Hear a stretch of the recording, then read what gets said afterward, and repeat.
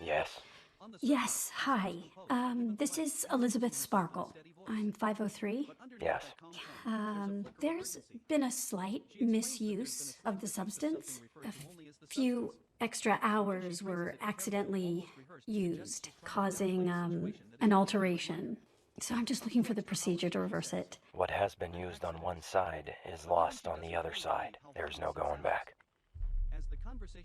No, I don't know what she was thinking. And obviously, she was drunk. Remember, there is no she and you. You are one. Respect the balance, and you won't have any more inconveniences. Hello? Hi, Fred.